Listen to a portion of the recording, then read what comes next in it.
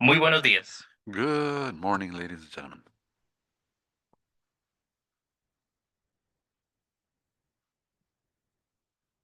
ICA, el futuro del agro en las Américas. Un instrumento del desarrollo sostenible para la paz.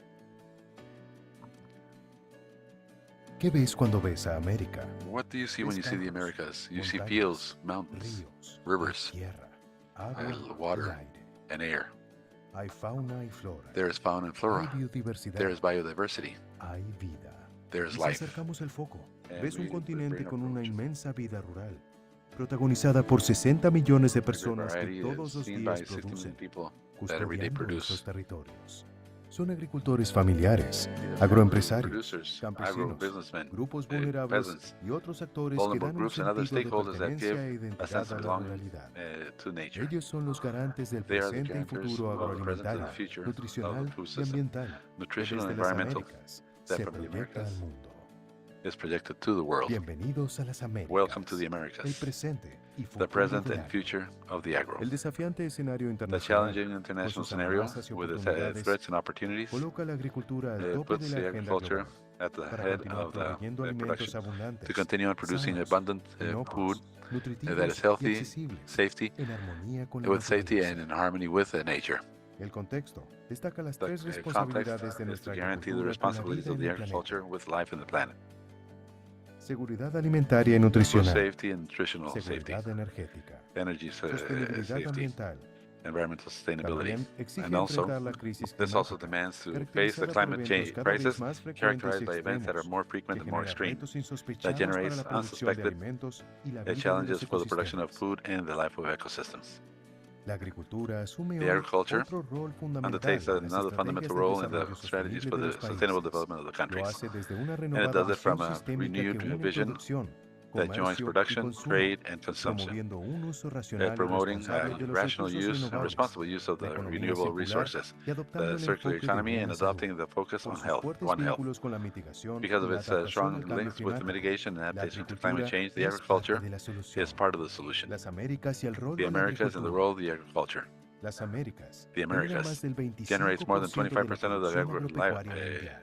agricultural Una de livestock cada tres production of the toneladas de worldwide. alimentos One of every 3 comercializada tons of internacionalmente food and proviene merchandise del continente. internationally Se comes from trata this en continent. síntesis de una región In summary, heterogénea, it is a mega heterogeneous diversa region y con that is mega amplios diverse espacios de and with great complementación spaces for que debe superar una complementarity contradicción. that has to overcome a Su contradiction. capacidad para Its generar capacity to excedentes generate de alimentos food que excess contrasta con that niveles contrasts with insostenibles de pobreza e unsustainable levels of inseguridad poverty alimentaria. and food safety. Enfrentar esta To realidad face this requiere reality promover una nueva requires to promote a generación de new políticas generation que of new promuevan el policies desarrollo that sostenible, promotes sustainable la inclusión development, social y the la social resiliencia, inclusion and the resilience, teniendo a la ciencia, taking la into tecnología y science, la innovación como los technology and factores innovation as the main determinantes para determining lograr factors to cambios be able to profundos y achieve deep and duraderos. lasting changes. Mayor conectividad rural y Greater alfabetización rural digital connectivity and son también digital imprescindibles para literacy avanzar is hacia una also cultura intensiva en necessary to be able conocimientos to advance que to incorpore a an jóvenes, agriculture mujeres with y knowledge grupos that incorporates vulnerables. youth, women, and vulnerable groups. El rol del ICA, The una role of the renovada ICA, cooperación. a renewed cooperation.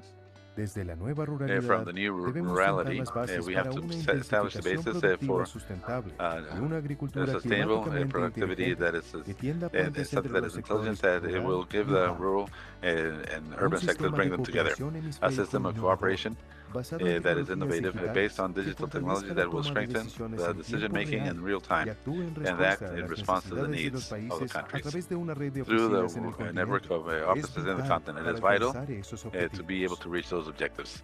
Desde el ICA, From the ICA, con socios y aliados, with allies, construimos una nueva estrategia we basada are en la building a new strategy cooperación based on sur-sur self que apunta a cooperation la generación de that bienes aims públicos at the generation of compartidos y shared sustentada en tres public dimensiones assets and estratégicas. upheld on three strategic dimensions. 1.